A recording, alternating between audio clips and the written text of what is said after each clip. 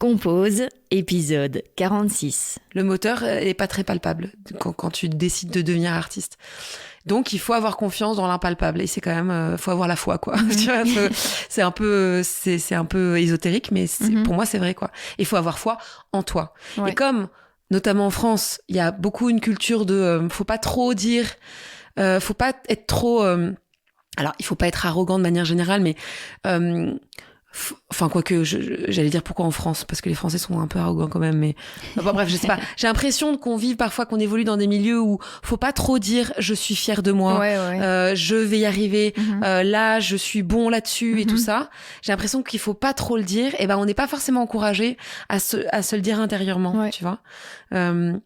Ou si on est encouragé à le faire, c'est en compétition. Et là c'est je dois être meilleur, je dois machin, et ça c'est pas sain non plus. Ouais. Cette semaine, j'ai la joie de recevoir Marine Sergent, humoriste, et c'est avec elle que je clôture cette série de 3 épisodes spécial fin de soirée, mais aussi la saison 2 de Compose. Fin de soirée, c'est le trio qu'elle forme avec Lola Destienne et Moana, et c'est le nom de leur premier spectacle. Ces épisodes ont été enregistrés en juillet à Avignon, et c'est dans leur villa, ou plus exactement dans la buanderie, la seule pièce isolée de la maison qu'on s'est posée pour discuter. Vous pourriez donc entendre quelques bruits de chasse d'eau ou de bain dans cet épisode.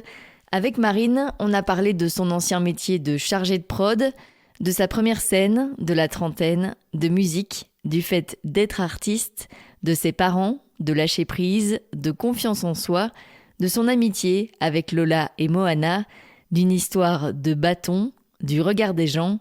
Je vous souhaite une très belle écoute. Merci Marine d'être avec moi aujourd'hui sur Compose. Eh ben, merci de m'accueillir, je suis très contente d'être là. Tu es donc humoriste et comédienne, et j'aimerais un peu qu'on commence par tes débuts. Comment est né ton intérêt pour l'humour ? Alors je vais vraiment commencer par une phrase de film, genre depuis toute petite, j'ai toujours aimé ça.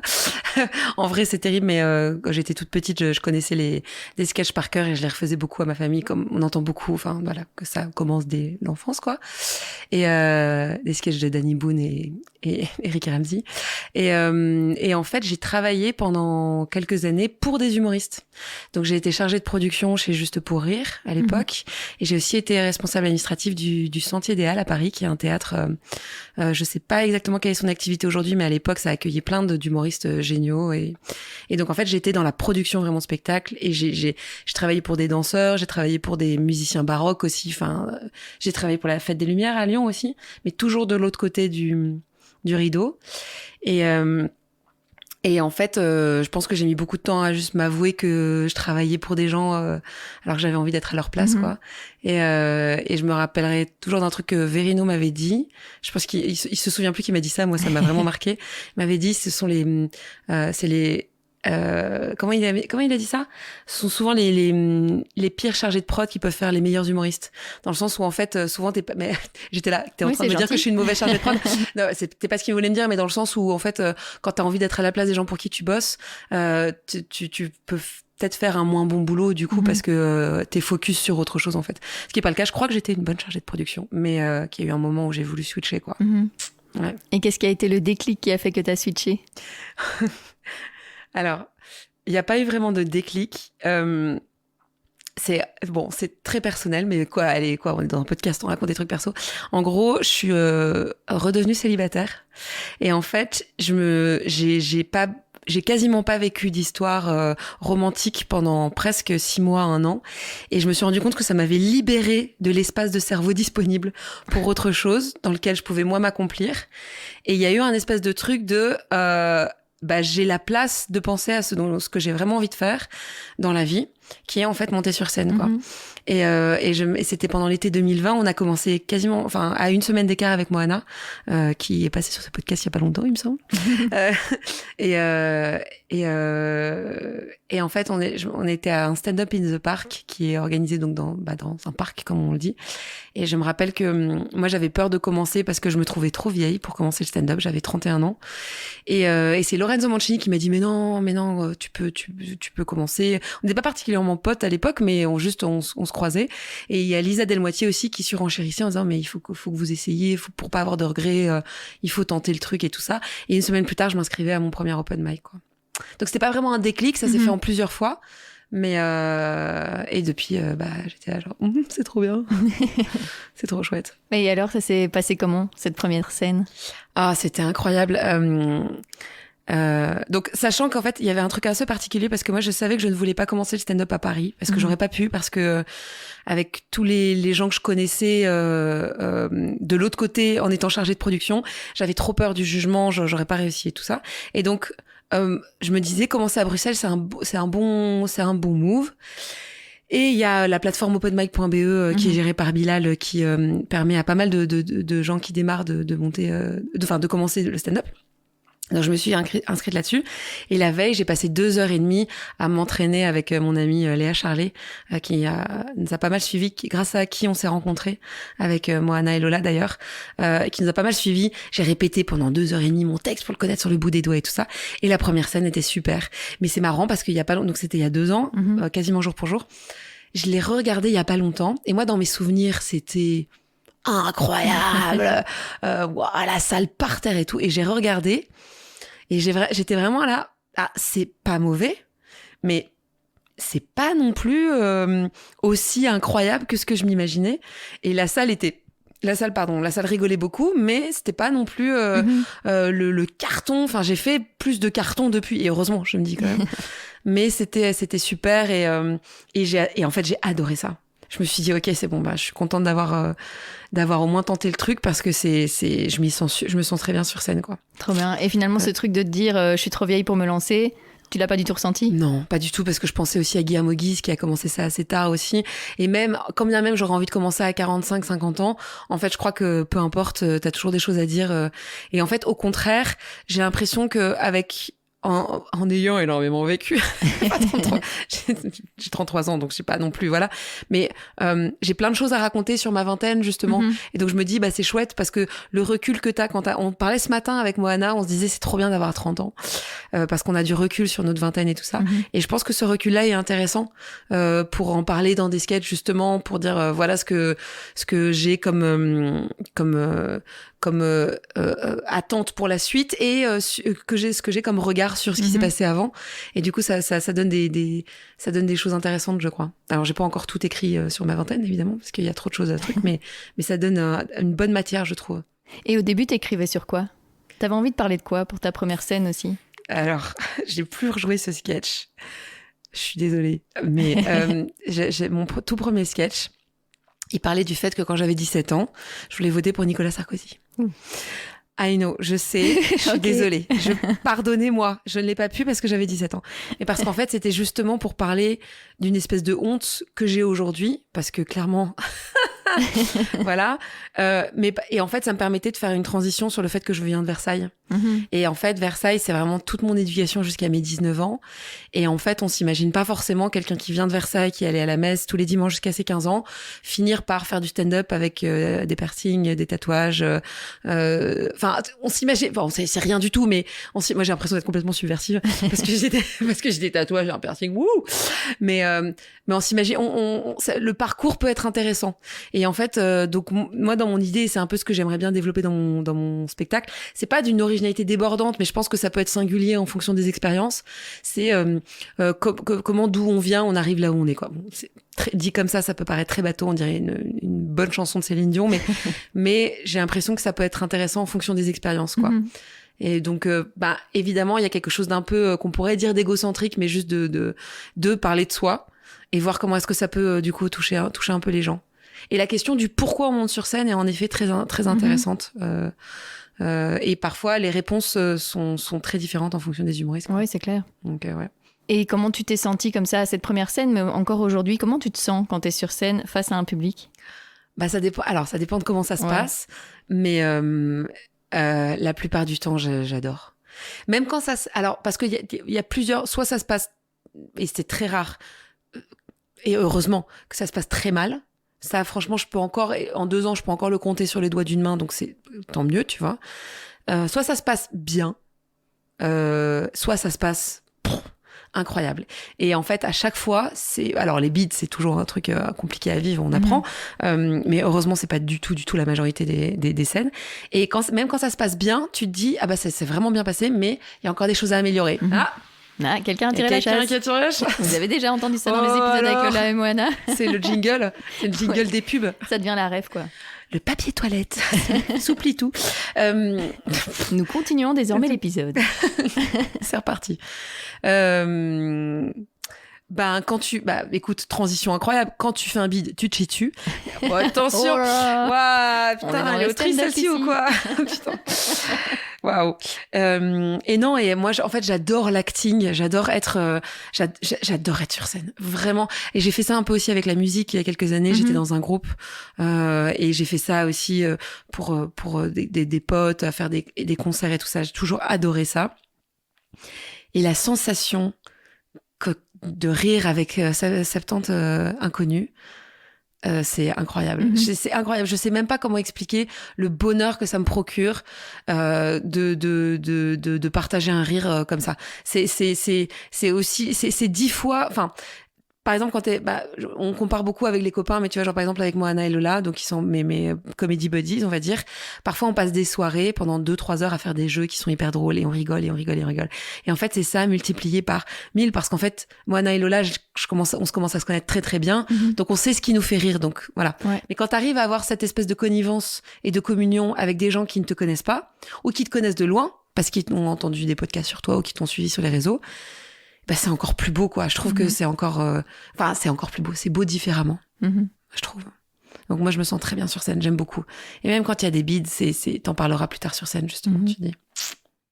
Et tu parlais de la musique sur ton Insta. On peut d'ailleurs voir des covers que tu as faites. Oui. Comment c'est né, ça? Comment tu as commencé à chanter? Comment tu as commencé à jouer aussi?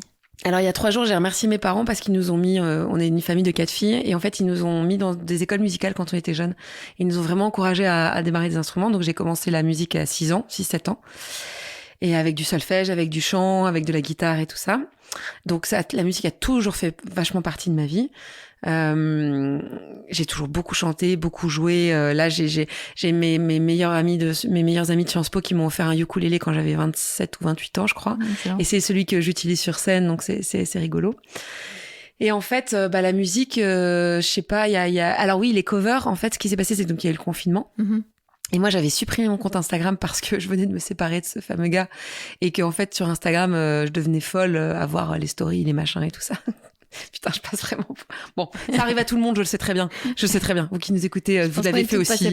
Ne me jugez pas. Et en fait, donc c'est confinement et je me recrée un compte Instagram et je fais des covers comme ça, mais je les poste pas. Et à un moment, c'est ma mère qui... Moi, j'étais là, ouais, mais j'ai l'impression que c'est un peu égocentrique. Pourquoi est-ce que je posterais des trucs comme ça?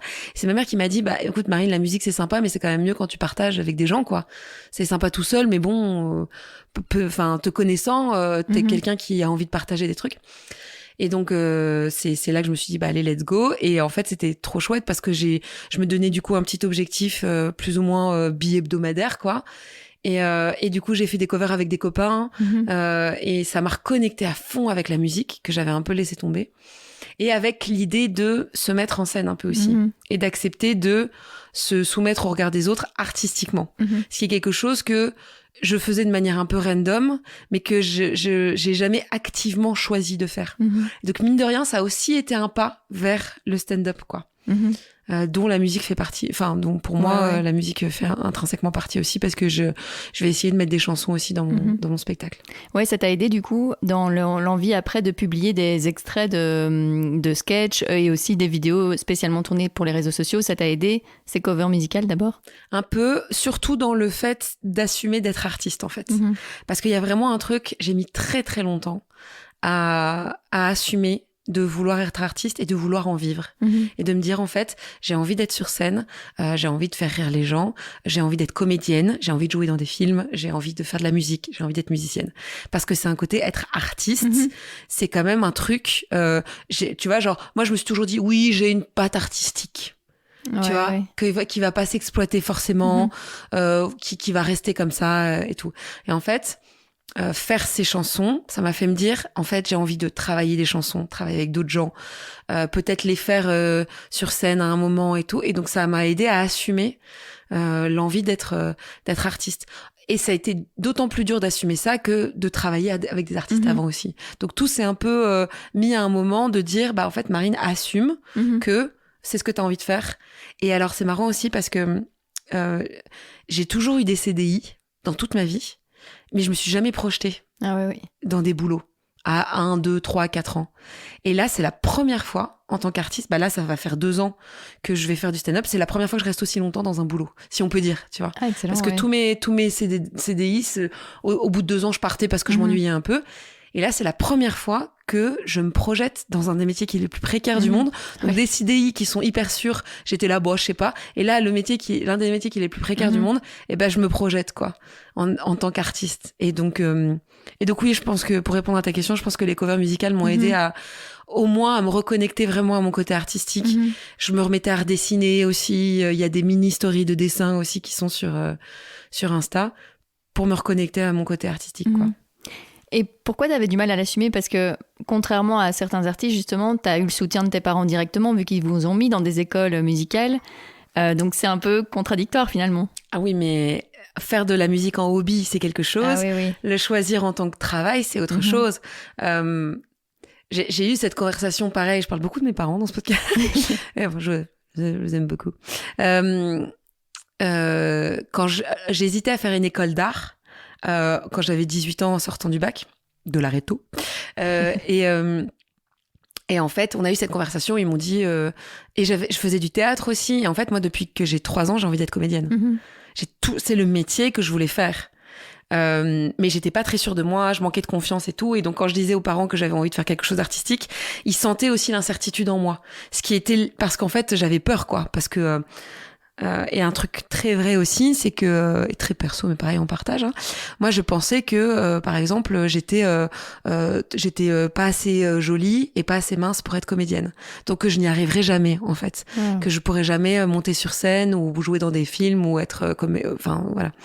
Et donc, en fait, quand je leur disais, j'ai envie de faire une école d'art plastique ou j'ai envie de faire, eh ben, ils sentaient que j'étais pas complètement sûre de moi. Or, et je pense que, enfin, j'en sais rien, mais donc en fait ils m'ont dit et un vrai diplôme avant et voilà. Et aujourd'hui je leur en veux pas du tout. Je pense que c'était difficile pour eux, de leur histoire, de plein de choses, de me dire on va vachement t'encourager à ça parce que voilà, c'est précaire. Mais donc je pense que ça c'est un métier qui est précaire, on va pas se mentir. Mais là, aujourd'hui, ils me soutiennent à fond, mais à fond. Et je suis capable de dire mais en revanche, je suis capable de dire des choses sur scène que mes parents savent toujours pas. Ah oui. Je suis capable de dire des choses sur scène que mes parents, je leur ai jamais dit, quoi. Et je pense que c'est un exutoire qui est juste un peu différent, quoi. Mais aujourd'hui, ils me soutiennent. Et à l'époque, je pense qu'ils m'auraient soutenu si j'étais arrivée en disant c'est ça ou pas autrement. Je pense qu'ils auraient été, bon, bah, on n'a pas le choix, en fait. Là, ils avaient le choix de me rediriger un petit peu. Et moi, je pense que j'aurais pas forcément été prête. J'aurais pas eu les épaules pour vivre les bides. Parce que ça reste très difficile, les bides. Ouais. Ça peut bien se passer 90% du temps. Et une fois de temps en temps, bah, ça marche pas parce que tu rencontres pas le public ou parce que t'es pas en forme ou parce que voilà, ça arrive à tous les humoristes, même les plus grands. Et j'aurais pas eu les épaules de me relever après un bide, en fait, je pense. Donc, mine de rien, voilà, c'est peut-être c'est peut-être cool que j'ai mis autant de temps à le faire, quoi. Et tu le disais sur Instagram que monter sur scène, c'était un peu aussi se reprendre toutes ces névroses dans la gueule. Et là, tu parlais du fait d'être trop vieille pour jouer, de pas être assez belle ou voilà, de pas être assez mince, etc. Finalement, c'est devoir un peu lâcher prise sur tout ce qu'on contrôle pas, savoir monter sur scène. C'est ça, c'est exactement ça. C'est une très, très, très belle analyse. Merci. C'est lâcher prise et avoir quand même... Moi, je suis quelqu'un, j'ai pas du tout confiance en moi. Ça commence à bouger, notamment grâce à Moana et Lola, et à Damien aussi. Parce qu'avoir des comedy buddies qui, dès que tu sors de scène où t'es pas complètement contente, te disent non, t'inquiète, ça va aller, tout ça, c'est quand même quelque chose de super. Et en fait, on fait ressortir le meilleur d'entre nous, donc ça fait du bien. Donc moi, mais j'ai vraiment une base de manque de confiance totale, quoi. Et en fait, il y a un moment où t'es obligé, entre guillemets, d'avoir confiance en toi. Parce que t'es obligé de te redire tous les matins, non, vas-y. T'es obligé de te dire, t'es obligé, on s'entend, mais de te dire, tu es faite pour ça, tu choisis de faire ça, fais-le, et vas-y, quoi. Et alors, on sait pas de quoi l'avenir sera fait. Enfin, si ça se trouve, dans 3 ans, j'arrêterai. Enfin, tu vois, on sait pas de quoi l'avenir est fait. Mais ces petites phrases de t'es pas capable, petit à petit, elles sont en train d'être remplacées par bah si, en fait. Et en fait, c'est autoréalisateur. Et je sais que dans les trucs de développement personnel, je sais. I know. Les trucs c'est important de se le dire, la méthode Coé, je crois que c'est ça, la méthode Coé, de se prononcer les choses, un truc comme ça. De convoquer l'univers, ce genre de truc. Mais les gars, je suis désolée de vous dire, c'est horrible, mais ça marche. Mais moi, je jugeais à mort, j'étais là, mais arrêtons et tout ça. Je me rappelle, ma psy m'a dit cette phrase-là, répétez-vous-la, répétez-la vous. Répétez-la vous. Répétez. Tout simplement. Regardez-vous, répétez-la. Merci beaucoup. Regardez-vous et répétez-la. Et j'étais là, non, mais c'est quoi ces conneries et tout. Et en fait, les gars, je vous assure, ça marche. Je sais qu'on juge beaucoup ça, mais je vous assure que ça marche. Parce qu'en fait, tu vois, genre par exemple dans un boulot classique, je dis, je dois faire un fichier Excel, donc je vais faire ce fichier Excel. Et je fais ce fichier Excel. Je dois écrire mon spectacle, et je vais écrire mon spectacle. Enfin, tu vois, il y a un truc où c'est pas un métier comme un autre, mais le traiter comme un métier comme un autre, ça peut aussi aider, parce que du coup t'as pas le choix, tu te dis il faut que je le fasse en fait. C'est juste que la différence, c'est que le moteur, c'est ton inspiration, c'est beaucoup de choses qui sont pas très palpables en fait. Le moteur est pas très palpable quand tu décides de devenir artiste. Donc il faut avoir confiance dans l'impalpable, et c'est quand même faut avoir la foi, quoi. Tu vois, c'est un peu ésotérique, mais pour moi c'est vrai, quoi. Il faut avoir foi en toi. Ouais. Et comme notamment en France, il y a beaucoup une culture de faut pas trop dire, faut pas être trop alors, il faut pas être arrogant de manière générale, mais enfin, quoique, j'allais dire pourquoi en France, parce que les Français sont un peu arrogants quand même, mais bref, je sais pas. J'ai l'impression qu'on vit parfois, qu'on évolue dans des milieux où faut pas trop dire je suis fière de moi, je vais y arriver, là je suis bon là-dessus et tout ça. J'ai l'impression qu'il faut pas trop le dire, et on n'est pas forcément encouragé à se le dire intérieurement, tu vois. Ou si on est encouragé à le faire, c'est en compétition. Et là, c'est je dois être meilleure, je dois machin. Et ça, c'est pas sain non plus. Ouais. Donc, ouais. Et justement, t'arrives à te le dire, toi, maintenant, quand t'as réussi, quand t'as fait une bonne scène, t'arrives à être fière de ce que tu as fait ? Un peu plus, ouais. Un peu plus. Un peu plus, mais tu me verrais quand je prends un compliment, genre ça m'est déjà arrivé de me faire reconnaître dans la rue. Enfin, laisse tomber, moi je suis là, quoi. Et en fait, je sais pas réagir. Je ne sais pas réagir, et les filles se foutent de ma gueule parce que elles sont là, elles disent à la personne, elle est très contente, hein, c'est juste qu'elle sait pas. Et moi je suis là genre, tu sais, je fais des bruits bizarres et tout ça. Et je pense que ça peut faire chier les gens, parce que ça peut être vu comme une espèce de fausse modestie ou quoi, mais c'est vraiment que je ne sais pas recevoir ça, pas encore, parce que j'espère que ça continuera de se reproduire, et que j'arriverai parce que c'est hyper agréable de se faire reconnaître dans la rue. Moi, j'aime bien. Reconnaissez-la maintenant, s'il vous plaît. De quoi ? Reconnaissez-la. Voilà, mais bon, c'est pareil, c'est un peu de l'égo. Mais tu sais quoi, enfin, on va être très, très sincère. Moi, je sais que une des premières raisons, c'est faire rire les gens, et c'est pour ça que je fais ça, et passer des beaux moments de communion et de joie avec les gens. Moana, c'est la joie, c'est un truc qui la lead aussi beaucoup, et je me retrouve pas mal dans ce qu'elle dit là. Mais j'avoue qu'il y a quelque chose de j'aime ce regard-là sur moi aussi, qui peut passer comme quelque chose un peu égocentrique, mais c'est comme ça. Enfin, je l'accueille. Donc quand tu te fais reconnaître, t'es un peu là genre, et aussi de te dire, et c'est moins égocentrique de te dire, j'ai réussi à parler de choses qui ont touché des gens, et donc on n'est pas seul. Je suis pas seule à ressentir ça, je suis pas seule à vivre ça, et ça c'est quand même trop bien d'être en communion, quoi. Et donc voilà, mais donc j'arrive à me le dire un peu plus, ça bouge vraiment, c'est pas encore gagné, mais ça bouge. Voilà. Tu parles beaucoup de Lola et Moana. Oui. C'est la première fois que tu as une rencontre comme ça, autant amicale que professionnelle, avec qui ça match de cette façon-là ? Ouais. Clairement, c'est la première fois. J'ai plein d'amis. J'ai plein d'amis. Non, c'est vrai, j'ai vraiment des groupes de très très bons amis d'enfance, du collège, du lycée, même de toute jeune et tout ça. Vraiment, j'ai pas à me plaindre. Je suis très entourée.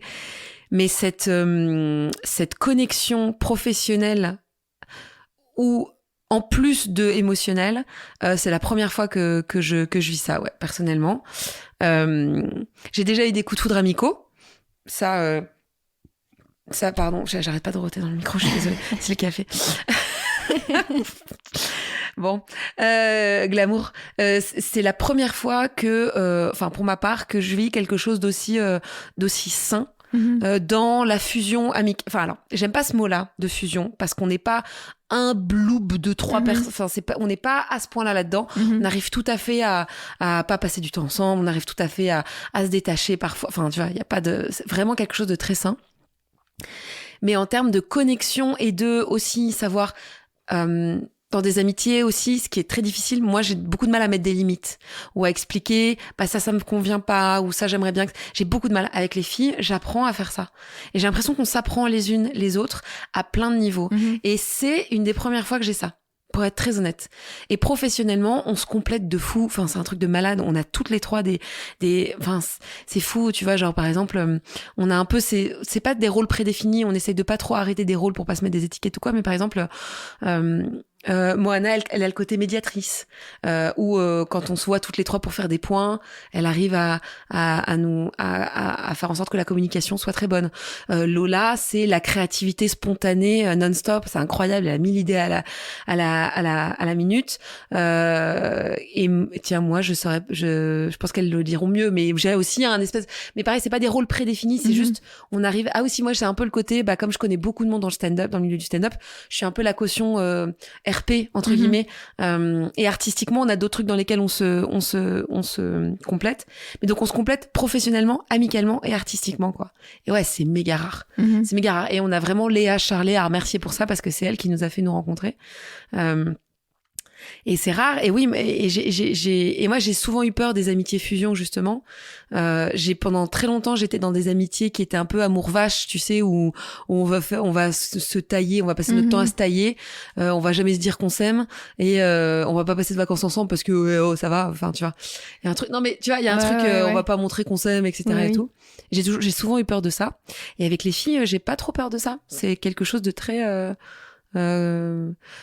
sain et très naturel. Donc ça c'est cool. Après parce que tout le monde dit ouais, Moana, Lola, Marine, trio comme ça, mais j'ai plein de rencontres dans le dos stand-up qui sont aussi pas toutes aussi fortes, mais qui sont aussi importantes. Tu vois, avec Ino JP, on est très amis aussi, et on a plein de conversations sur la vie qui durent des heures, et c'est fascinant.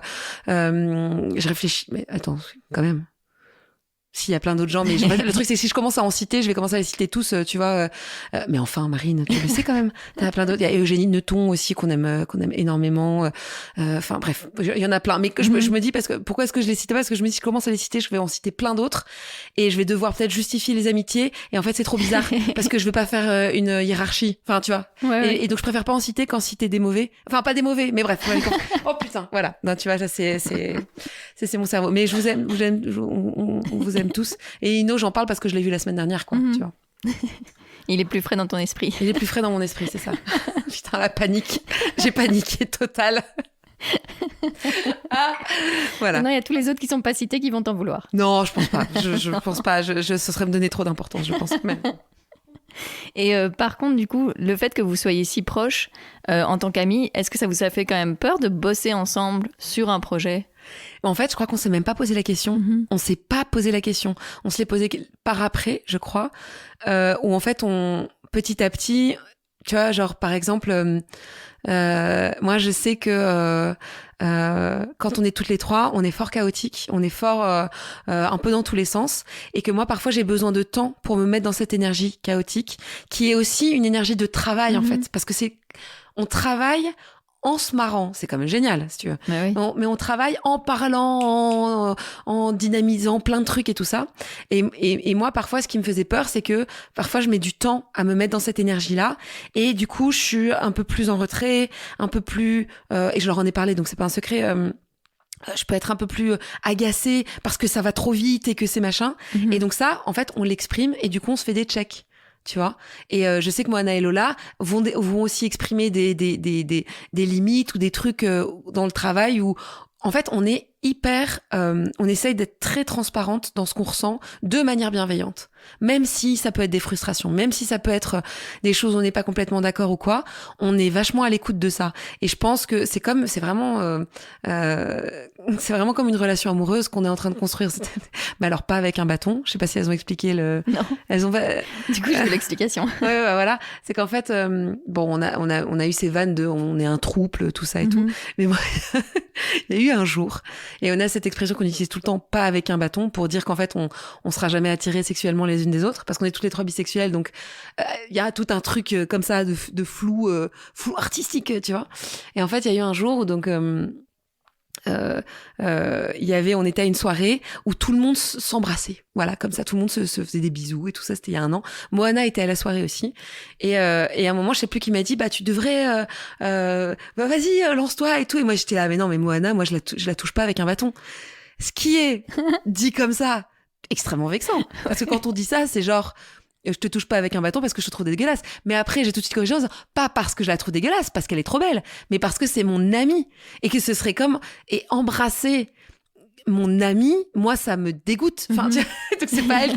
Et donc, du coup, depuis, Lola a intégré le truc et on est là, genre, et dès qu'on fait des remarques pseudo-sexuelles ou des blagues comme ça, on est là, mais pas avec un bâton. Enfin, tu vois, juste pour se rappeler ça. Et donc, voilà, c'est toute la jeunesse de cette private joke auquel on essaie de faire attention aussi, de pas faire trop de private joke avec d'autres gens pour pas non plus être dans une espèce d'entre-soi un peu. Ah oui. Voilà. Et à 3, du coup, vous avez créé Fin de soirée. C'est né d'un 3 fois 20 minutes que vous aviez fait à Paris d'abord, la première fois. Et aujourd'hui, Fin de soirée évolue et vous allez encore le jouer. L'ambition, c'est que ça devienne quoi exactement ? Un peu un objet, c'est vraiment, comment tu dis, critique de Télérama, quoi. Un peu un ovni dans le monde du stand-up. Je sais pas comment ça a sonné dans tes oreilles, cette voix, mais... C'est parfait. C'est vrai, ok. Ouais, on a décidé, parce que pourquoi pas, de faire notre premier 3x20 à Paris. Bon, allez, au Jardin Sauvage, c'était super. Il y avait 50%, c'était ma famille versaillaise, donc c'était drôle. Et on s'est rendu compte qu'en fait... c'est pas tant nous qui nous sommes dit ça, mais petit à petit, on s'est rendu compte qu'on était très identifiés comme un trio. Et on s'est dit, on voit pas beaucoup de trios dans le stand-up. Il y a eu les inconnus, mais je n'irais pas commencer à nous comparer aux inconnus. Mais tu vois, le 3 meufs en mode trio, on en a pas tant que ça. Et en fait, on a une conversation à 3 sur WhatsApp, et je crois que c'est Lola, c'est pas je crois, je suis sûre que c'est Lola qui a dit, venez, on fait un spectacle qui s'appelle Fin de soirée. Et donc, on a eu ce concept de fin de soirée qui est juste explicatif de la manière dont on s'est rencontrés artistiquement, amicalement, tout ce que tu veux. Et donc là, c'est en train de se transformer. Donc, pour le moment, on est encore sur un 3x20 un peu classique. Donc, on a eu cette conversation-là de se dire, en fait, on a eu le concept... On est en train de construire le spectacle après avoir eu le concept. Donc, c'est pas grave, on fait dans tous les sens, mais on le travaille et on sait qu'on va aller vers autre chose. On veut plus que ce soit un 3x20 classique. On veut que ça soit un vrai spectacle de stand-up musical, en fait. Ou une comédie stand-up musicale. Je sais pas comment... Et on veut essayer d'inventer un peu ce truc-là que notre amitié existe sur scène, avec une mise en scène, avec de la musique, avec un texte, pour faire passer un bon moment à un public, quoi. Et donc là, l'idée, c'est que le matériel qu'on a jusqu'ici dans le 3x20, on va le garder pour nos spectacles parce que c'est notre matériel individuel. Et il y a une petite partie qu'on va garder, mais tout le reste, on va tout reconstruire, en fait. Je pense que ça va mettre un peu de temps, même si la V1, elle est quand même très chère à notre cœur et elle fonctionne plutôt bien. Mais je pense qu'il y a un moment où il faudra la laisser partir, comme un enfant qu'on laisse partir, laisse s'envoler. Pour cette version totalement réécrite de From the Ashes to un phénix, quoi. On est sur des métaphores magnifiques. Ouais, hein, t'as vu ça? Waouh. Et ça te fait quoi de pouvoir justement mélanger humour et musique, les deux passions de base, quoi? Ça, je suis trop contente. Parce que je suis pas du tout la première à l'avoir fait, hein, donc c'est déjà, il y en a plein. Il y a notamment Salva qui fait ça très très bien, qui a bien son truc spécifique à lui. Et ce sur quoi je suis contente, c'est que je crois que même en utilisant quelque chose qui a peut-être déjà été fait, je trouve mon style à moi aussi. Mais voilà, enfin bref, et j'adore ça. J'adore ça. J'adore la musique. Et en fait, comme maintenant, il y a des moments où quand je chante certaines chansons, j'entends Moana et Lola qui les chantent et d'autres personnes qui l'ont déjà entendu, qui le chantent un peu avec moi. Et c'est une sensation qui est géniale, tu vois. Ouais. Et après, c'est un exercice difficile aussi parce que être drôle en musique, c'est chouette, mais faut vraiment trouver des bonnes vannes, des bons trucs. Là, dernièrement, j'ai fait un rap sur Le Seigneur des Anneaux, mais je me suis rarement autant marrée en le faisant, et c'est un super exercice, quoi. Et moi, petite Versaillaise qui arrive en faisant un rap, tu vois, c'est tout trouver des espèces de... Et en fait, la musique ouvre plein de choses. Tu veux, si un jour j'ai envie d'apprendre le clavecin, je peux faire une chanson versaillaise avec un clavecin, si tu veux. Parce que... Ok, je viens d'avoir cette idée. Bon, elle vient enfin, ok, il faut que je fasse ça. Enfin, tu vois, ça laisse plein d'autres aussi possibilités. Mais il y a eu un moment où je m'étais dit, ouais, c'est ça ma singularité d'artiste, c'est la musique. Et en fait, non. Je me suis rendu compte de ça parce qu'on a fait un super coaching avec Alexandra Henry, qui est super. Artistique, où on réfléchissait à c'est quoi notre singularité d'humoriste. Et là, j'ai plus parlé de ma singularité en individuel, mais que on met de toute façon, toutes nos singularités individuelles vont aussi en fin de soirée. Donc ça nous sert pour nos spectacles individuels, mais aussi pour nos projets communs. Et en fait, je me suis dit, bah non, en fait, la musique, c'est un outil pour ma singularité d'artiste. Ouais. Ce n'est pas ça qui fait ma singularité. Et cette singularité-là, elle est encore en train de se construire, de trouver le personnage sur scène. Ça fait 2 ans c'est encore bébé stand-up à 2 ans, tu vois. Donc, ça met du temps de trouver vraiment son personnage, de trouver son style d'humour. Et encore, j'ai pas du tout envie de mettre d'étiquette de style d'humour. Je suis en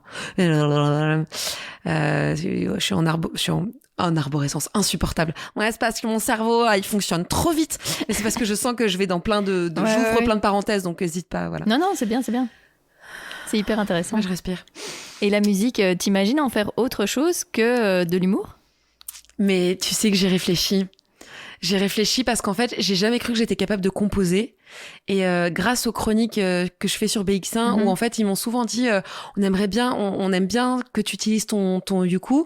Et ben, je me chauffe à composer des trucs. Et en fait, je me sens capable de composer des choses. Et par exemple, là, je suis en train de réfléchir à faire une chanson sérieuse. Et en me disant, il y a plein de chansons d'amour. J'ai envie de faire une chanson d'amour aussi, tu vois, par exemple. Et de me dire, bah, qu'est-ce que ça ferait si je me mettais sérieusement à écrire une chanson d'amour avec mon ukulélé. Je pense pas que ça révolutionnera le monde de la musique, mais ça pourrait être un truc. Et donc j'ai réfléchi beaucoup aussi. Trop bien. Et on s'est foutu de ma gueule parce que j'y ai repensé. C'est ce week-end parce que j'ai animé une messe de mariage pour Philou et Mylène, que j'aime, spéciale dédicace pour leur mariage, qui était super, parce que n'oublions pas que j'ai un passé de versaillaise, et donc je connais très bien des chants de messe et tout ça. Et même si je vais plus à la messe depuis des années et que j'ai un rapport très éloigné avec la religion, ça me faisait plaisir de faire ça pour eux. Et en fait, donc on a animé une messe, mais moi j'ai animé en mode rock'n'roll, tu vois, et c'était super. Et je trouve que, et là je parle pas de la religion, mais je parle de la musique. La musique, c'est aussi beaucoup de communion aussi, et je crois que c'est ça que j'aime bien. Donc j'ai pas forcément l'ambition de devenir musicienne, d'écrire un album ou de quoi que ce soit. Néanmoins, je pense que 1 ou 2 singles par-ci par-là, à voir ce que ça pourrait être un petit objectif, je crois. Faire une chanson sérieuse. Et tu écris déjà là ? Des chansons ? Ouais. Non, pas. En fait, j'en ai écrit il y a des années. Non, là j'écris que pour le stand-up pour le moment. Mais il y a des années, j'ai déjà écrit des petites chansons et tout ça, et je pense que je vais essayer de les reprendre. Mais la musique, elle fait. Moi, j'ai toujours de la musique dans les oreilles, quoi. Et paradoxalement, il faut faire attention à ça, parce que le silence, c'est très bien aussi de temps en temps. Alors, je déteste le silence avec les gens, mais le silence toute seule, parfois, ça fait du bien. Donc, parfois, avoir tout le temps de la musique dans les oreilles, c'est pas forcément toujours... c'est un peu une peur du silence et des pensées qui est pas forcément très, très saine. Donc, parfois, j'essaie de me forcer à oublier mon casque audio chez moi pendant la journée, pour, dans les transports, ne pas avoir de musique. Si je marche énormément, donc pour marcher, ne pas avoir de musique, mais c'est difficile. Parce que sinon, moi, j'adore la musique, c'est trop beau, quoi. C'est trop, trop beau. Et la sensation de communier par la musique, c'est aussi un truc, c'est un truc de fou, quoi. Ça, pour moi, ça a un truc un peu divin, tu vois. Genre, je suis plus vraiment, j'ai un lien avec la religion et la foi et tout ça, mais la musique, il y a un truc un peu que je trouve fou, quoi. Genre, c'est quand même dingue. Tu fais des notes avec ta voix et genre, ça touche des gens. C'est quand même dingo. Qui change entre un bémol et un dièse, ça change ton humeur. Enfin, moi, je trouve ça complètement fou, quoi. Voilà. Oui, c'est clair. C'est trop bien. Mais tu fais un peu de musique, toi aussi, non, Julie?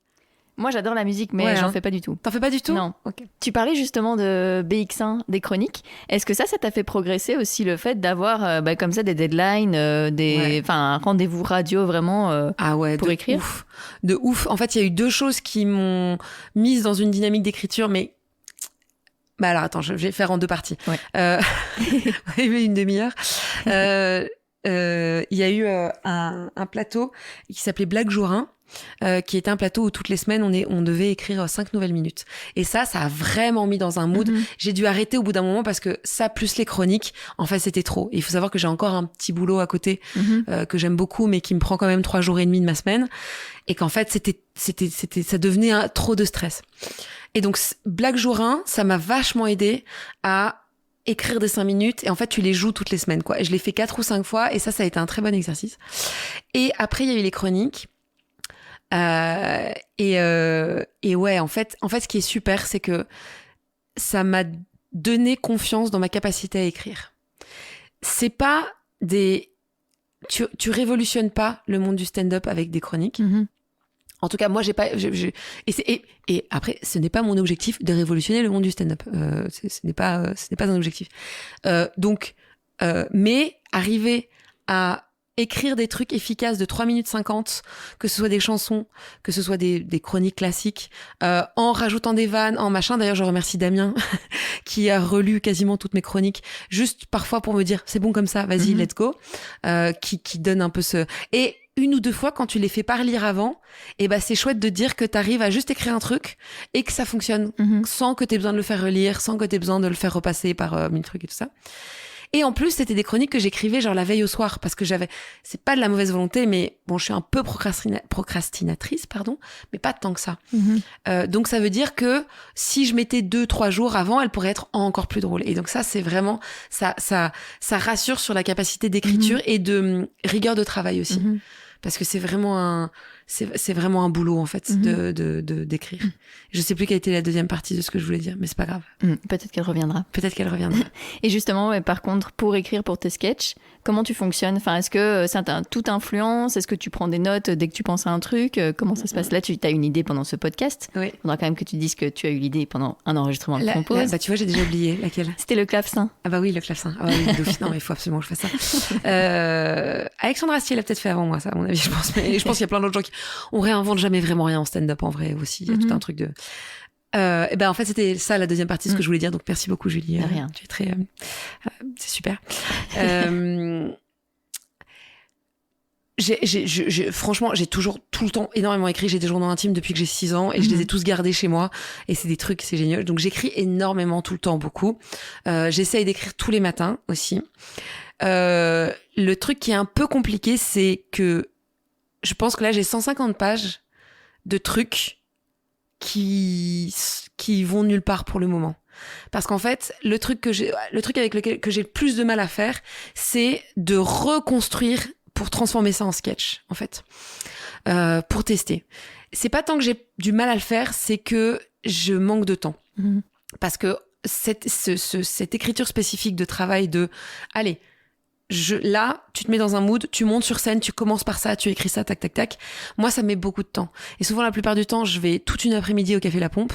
Je passe 5 heures là-bas. Je commande 3 cheesecakes. Big up les cheesecakes du Café de La Pompe.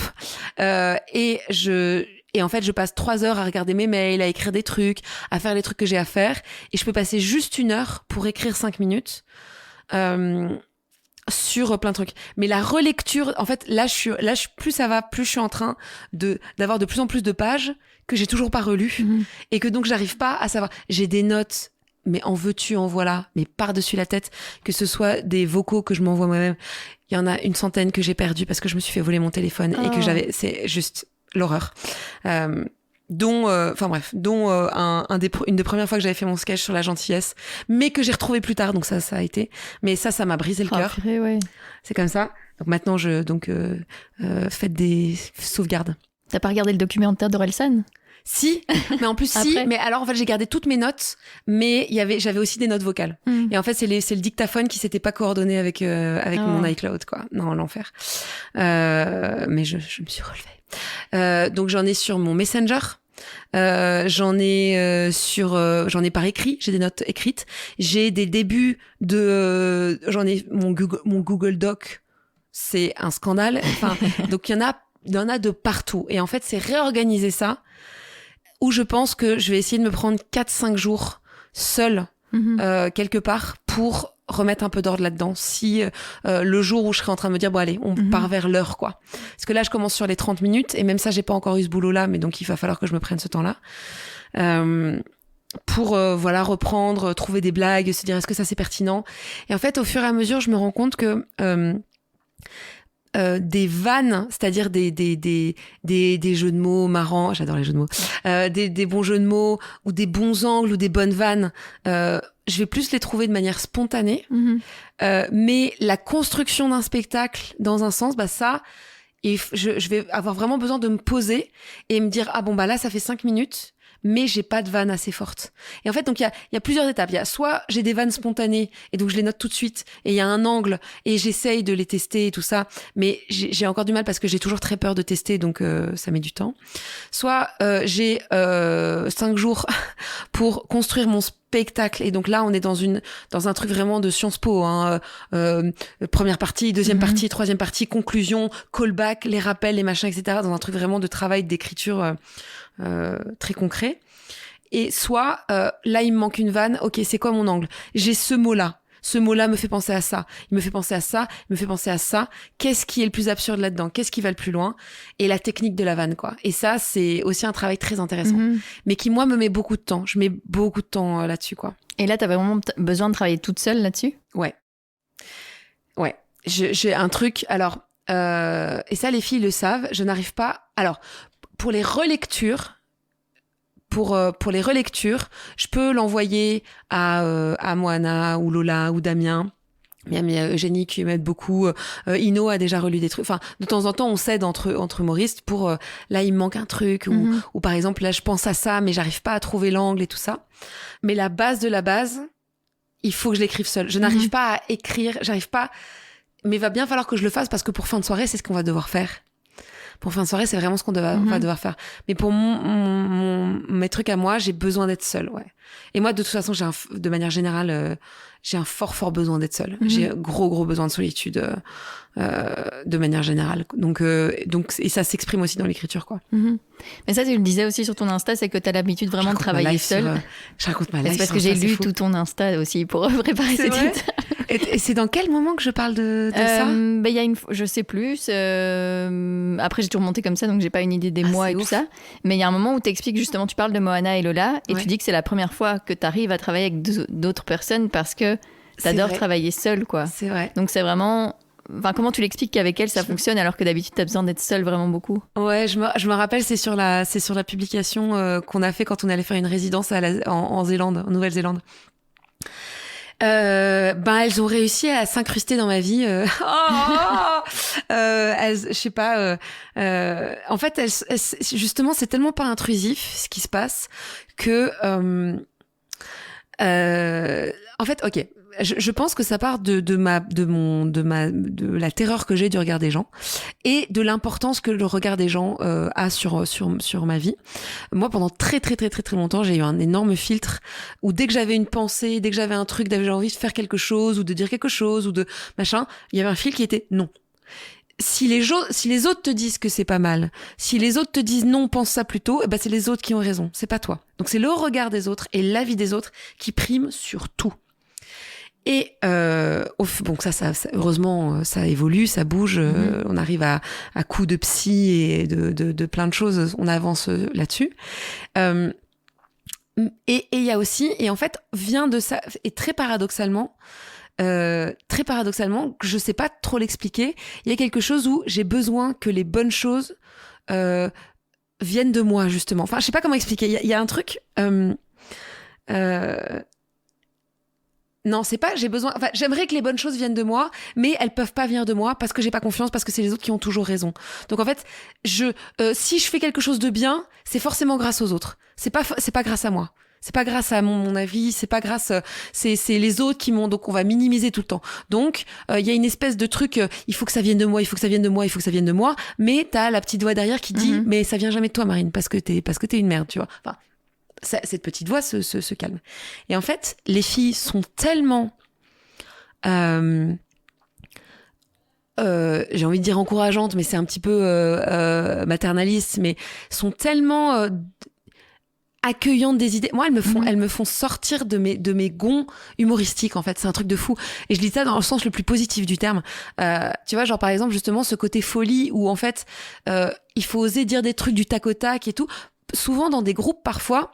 Moi, il y a une époque où quand j'étais, que ce soit au collège, au lycée et tout, dans des groupes, je me sentais pas à l'aise parce que j'avais l'impression qu'il fallait que je prouve des choses aux gens, parce que le regard des gens était très important.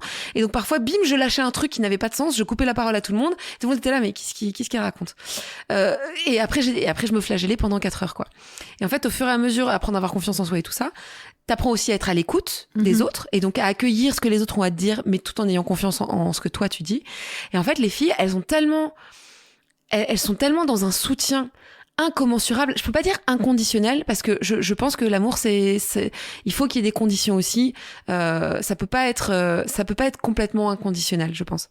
Mais elles sont tellement dans un amour incommensurable et d'accueil de qui tu es et de, en fait, aussi un truc de, moi j'ai peur que si je suis trop moi-même, elle m'abandonne, par exemple, tu vois. Il y a un truc, il y a peur de l'abandon de ce que tu es et tout. Et en fait, non, on s'engueulera s'il faut s'engueuler, mais la personne que tu es, ce qui sort de toi de manière humoristique ou artistique, ça en vaut la peine, ça vaut la peine de l'exprimer. Et en fait, c'est génial.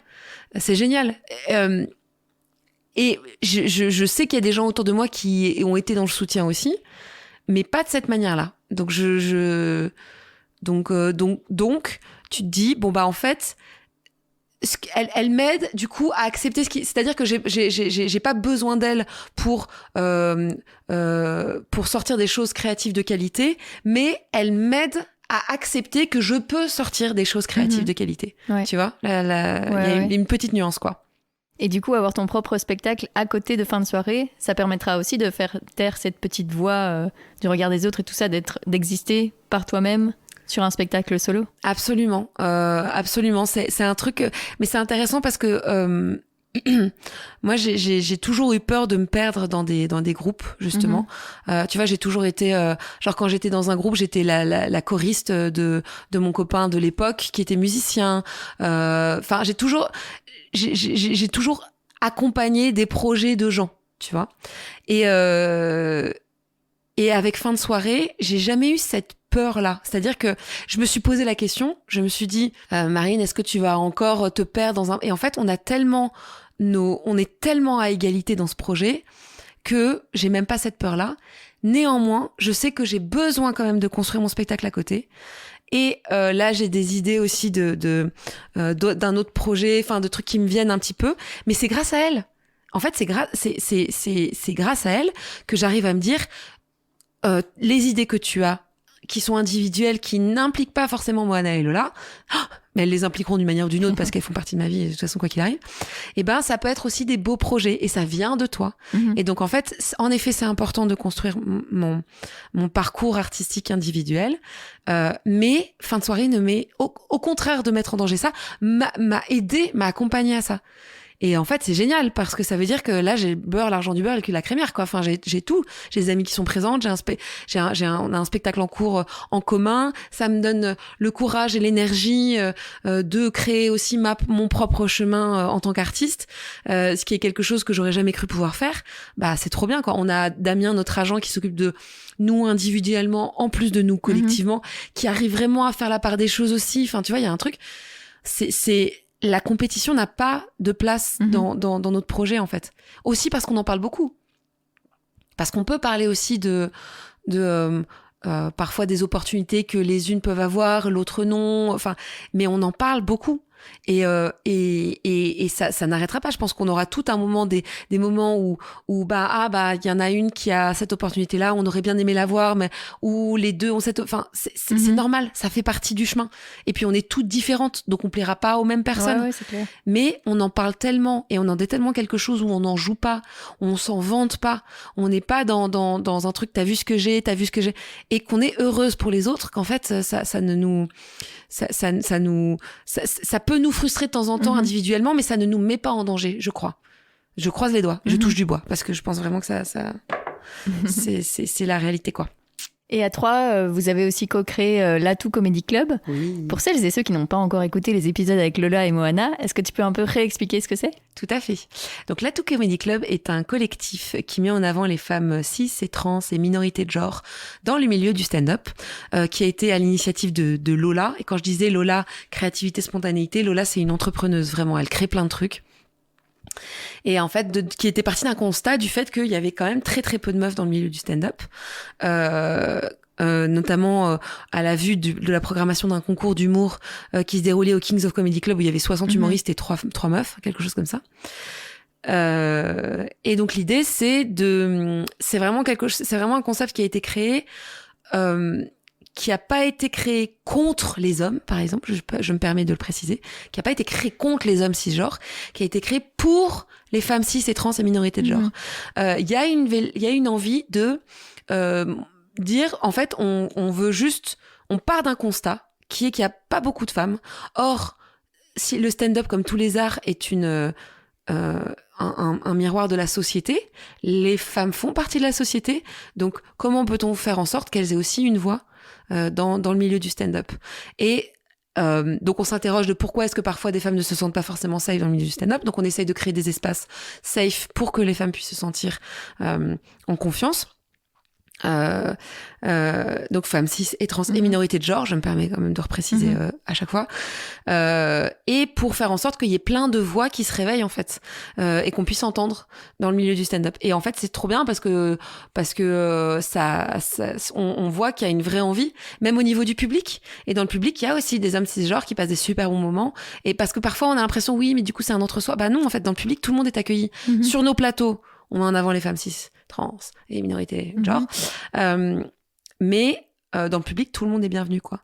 Et ça crée des moments de joie et de fête incroyables, quoi. Donc non, ça c'est super. Et gros big up à Lola qui a eu cette idée et idée dans laquelle on l'accompagne et on fait des choses super. Par exemple, dans 2 semaines, on est invité à Esperanza, quoi, pour faire un plateau avec que des meufs incroyables. Donc non, c'est chouette. Ah, c'est génial. Ouais. Et toi, ça t'a aidé aussi à progresser dans ton stand-up, d'avoir justement cette sororité, cette empathie, cette bienveillance ? Ah ouais, totalement. Empathie qui commence à Bruxelles à se développer dans le milieu de manière générale, je trouve, petit à petit. Oui, c'est un aide. C'est-à-dire que qu'on le veuille ou non, que le public soit aussi sympa qu'on veuille. Quand avant la scène, c'est 2 scènes différentes. Si avant la scène, t'as une fête avec des potes qui te disent que tu vas cartonner, etc., ça va être super et tout, ou une scène où on se parle pas trop et au machin. Alors tu peux toujours rater ta scène même avec du soutien, mais il y a quand même beaucoup moins de chances parce que tu vas être hypé, parce que tu vas avoir envie, parce que tu vas être joyeuse et que ça va être, tu veux passer un bon moment, quoi. Et ça on se met un point d'honneur à ça, à faire en sorte que quand on est MC, les gens se sentent bien, quoi. Parce que ça les soulève, parce que ça les élève en fait. Et ça c'est trop bien. C'est trop bien de voir des humoristes s'accomplir sur scène comme ça, quoi. C'est hyper beau. Et donc oui, ça m'a beaucoup aidé à moi aussi à titre personnel. Tu le disais, t'as encore 3 jours et demi par semaine d'un autre boulot. Ouais. Comment t'arrives à tout concilier ? J'y arrive pas. En fait, j'avais déjà un boulot à temps plein en novembre où j'étais en plus directrice d'une structure. Et en fait, prendre la décision de quitter ce boulot pour me dire en fait émotionnellement en plus c'est trop, c'était déjà une grosse décision pour moi. Et là j'ai pris un boulot que j'aime beaucoup mais où j'ai pas d'investissement émotionnel. Toute ma vie j'ai eu des investissements émotionnels dans le milieu culturel parce que c'était quelque chose qui était passion et tout ça. Et là je peux mettre tout mon investissement émotionnel dans le stand-up. Donc c'est déjà une amélioration vraiment parce que ça a été une saison incroyable et j'aurais jamais pu faire tout ce que j'ai fait cette saison si j'avais pas changé de boulot. Et c'est un travail que j'aime beaucoup, j'ai des super collègues, elles me donnent des idées de sketch en plus, elles sont super soutenantes. Mon boss aussi, il sait que j'ai choisi ce boulot-là parce que j'ai envie de développer le stand-up à côté, donc c'est quand même hyper agréable d'avoir des gens qui connaissent ton parcours et qui voilà. Mais j'ai qu'un seul rêve et c'est pas pareil, pas parce que j'ai pas envie de quitter le boulot parce que ça se passe pas. J'ai qu'un seul rêve, c'est de faire que ça, quoi. J'aimerais passer mes journées à écrire, à faire des trucs, à monter des projets, à pouvoir aller faire. J'aimerais ne faire que ça, quoi. Et je sais pas quand ce sera possible. Donc on verra. Et tu penses que ce sera possible ? Il faut que je le pense parce que c'est ce dont j'ai envie. Donc comme on parlait tout à l'heure de manifester l'univers, et honnêtement, oui, je pense que ce sera possible. On va essayer d'être dans la positive. Ouais, c'est ce que je veux en fait. Si ça n'arrive pas, c'est pas grave du tout. Mais je pense, et je vais dire aussi, je suis quelqu'un qui gère très mal mon argent. Je sais pas mettre d'argent de côté. Là, j'ai pompé toute mon épargne. J'ai vraiment, mais ça c'est le côté, je suis la dernière pour y hâter tout ce que tu veux. Je l'assume, je l'assume. Mais je sais pas, voilà. Et en fait, en changeant de boulot, de fait, mon budget s'est pas mal réduit et c'est comme ça. Et en fait, à une époque où ça m'aurait fait vraiment peur de pomper toute mon épargne, pardon, là, je sais pourquoi je vais passer par une phase où j'aurai vraiment pas beaucoup d'argent. Et je l'accepte beaucoup mieux que j'aurais pu il y a 5-6 ans. Parce qu'il y a une part de moi qui me dit, je pense que c'est temporaire. Il y a une part de moi qui me dit, il y a un moment où ça va le faire, quoi. Et là, je suis en train de me dire, est-ce qu'il faut que je minimise le truc en mode, non, mais peut-être que ça n'a... Mais non, on va se dire, non, un jour, j'arriverai à en vivre, quoi. Tu penses que tu aurais été capable de dire ça il y a quelques années ? Jamais. Je pense que même il y a 1 an, tu m'aurais demandé ça aurait pas, j'en aurais pas été capable. Là, c'est juste cette saison qui... que ce soit par les chroniques, que ce soit on a fait un premier passage télé aussi, qui est quand même et tu vois, je regarde le passage et je suis là, bon, je suis pas encore aussi à l'aise que voilà, mais en même temps c'était ma première télé, j'avais même pas 2 ans de stand-up, c'est déjà ultra bien. Donc il y a eu ça, il y a eu les chroniques, il y a eu les fins de soirée, il y a eu des radios, il y a eu des scènes incroyables. Et en fait, je me dis avoir réussi à faire ça déjà en 2 ans, c'est un accomplissement de fou. Et ça veut dire que je suis capable de m'améliorer encore plus. Enfin, tu vois, ça veut dire que je suis capable de faire voilà. Alors après, ça veut pas dire qu'il y aura pas des scènes qui vont mal se passer. Ça veut pas dire que là, ça fait 3 semaines que j'ai pas joué. Je suis en panique. Je suis en panique parce que ma prochaine scène c'est dans 1 semaine et je suis déjà en train de me dire j'ai tout oublié, tout le monde va m'oublier et je suis une merde, tu vois. Mais ces petites voix prennent de moins en moins de place et tu te dis c'est pas grave, on va y aller. Et peut-être que le retour va peut-être être un peu poussif, mais j'ai déjà réussi à faire rire des salles de 300 personnes. Il y a pas de raison que j'y arrive plus, en fait. Tu vois, il y a ce truc là aussi de se dire en fait il y a aucune raison pour que tu n'arrives plus à faire rire, en fait. Il y a pas de raison. Donc voilà. Et tu ressens aussi un manque de ces 3 semaines sans scène ? Un peu, et en même temps ça fait beaucoup de bien. Ça fait beaucoup de bien parce que ça a été quand même, quand tu fais entre 10 et 15 scènes par mois, plus ton travail à côté, en fait c'est surtout avec le travail à côté. En fait, moi, il y a eu un moment où je me rappelle, j'avais enchaîné 3 jours où j'avais joué, j'avais eu 2 enregistrements TV, j'ai joué 2 enregistrements TV, chronique le matin, autre scène le soir, 2e scène le lendemain, enfin, tu vois, il y a un truc, et j'étais, mais au bout de ma life, et en même temps, c'était super, parce que tout s'était super bien passé, mais j'étais épuisée. Et en fait, je crois que c'est l'avantage de l'âge aussi, c'est que je sais aussi dire non quand je sens que c'est trop. Et je pense que c'est hyper positif. Parce que tu vois, il y a eu un truc, de pression de se dire, en fait, il faut que je joue tout le temps, il faut que je joue partout, il faut que. Et en fait, j'étais là, pourquoi ? Si t'as besoin de repos. Et en fait, pour être très honnête, ça me fait vraiment du bien de plus trop jouer. Ça me manque un peu, mais pas tant que ça, tu vois. Parce que ça a été parce qu'en fait, et je me suis donné un objectif, je me suis dit, il y a 12 mois dans une année. Décembre, juin, juillet, août, c'est vraiment des saisons basses. Ça peut être la saison des festivals, etc. C'est OK si je joue moins. Et décembre, c'est Noël, c'est OK si je joue moins. Si sur 12 mois, j'ai 8 mois où je joue comme une malade, que je fais mes théâtres, que je fais mes tournages. Ah oui, j'ai eu des tournages aussi cette année, enfin, tu vois. Eh ben, je pense que c'est OK. Tu vois. Et je pense que ça, c'est ma manière à moi, en tout cas, parce que j'ai pas envie de toute façon, j'ai besoin de repos pour survivre, en fait. Donc, j'ai pas vraiment le choix. Et pour avoir des idées aussi. Il faut vivre pour avoir des idées pour le stand-up. Et donc, en fait, ça me va très bien, ce break. Ça me fait vraiment du bien. Mais voilà, j'ai très, très peur d'en monter sur scène. C'est con, tu vois, mais c'est comme ça, quoi. Mais c'est hyper sain d'avoir cette relation-là au stand-up. Ben, je crois que, et en plus ça me donne du recul. Là, en fait, je me connais, je sais que quand je fais des breaks comme ça, même si je suis terrifiée, je sais que quand je reviens avec une autre énergie et des nouveaux trucs et que ça me donne un nouveau souffle. Et si je peux avoir des nouveaux souffles comme ça tous les ans, tout ça, bah en fait, je pense que ça peut que être positif, quoi. Donc ouais. On arrive doucement à la fin du podcast. C'est passé très très très vite. Ah ben, pourtant, si je puis me permettre. Ça fait déjà 1h04. D'accord. Oui. Wow, okay. Et ouais. Très bien. Mais donc, je vais te poser la dernière question. Oui. Qu'est-ce que tu aimerais oser faire et que tu n'as pas encore fait ? Mais ça peut être à tous les niveaux, professionnel, privé. Ah waouh. Je peux réfléchir un peu. Oui, bien sûr. Oser faire et que je n'ai pas encore fait.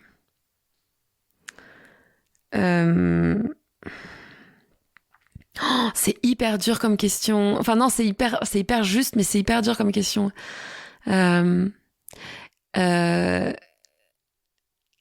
Écrire pour un projet audiovisuel.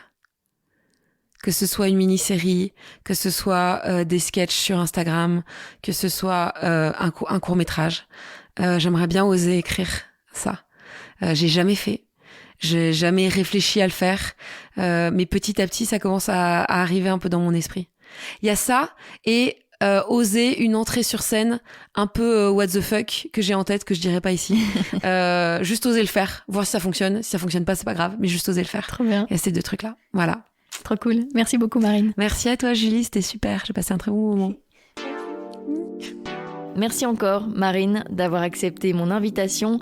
Vous trouverez tous les liens pour la suivre dans les notes de cet épisode. J'espère qu'il vous a plu. Alors si c'est le cas, n'hésitez pas à me le faire savoir en laissant commentaires et étoiles sur la plateforme que vous êtes en train d'utiliser pour écouter et à vous abonner à Compose sur tous les réseaux sociaux. Et puis, si vous voulez m'aider à développer ce projet, n'hésitez pas à le soutenir financièrement via Patreon. Merci beaucoup à celles qui le font déjà. Tous les liens sont dans les notes. La saison 3 arrive très vite et en attendant, vous avez donc 46 épisodes et 4 hors-série à écouter. On se dit à bientôt.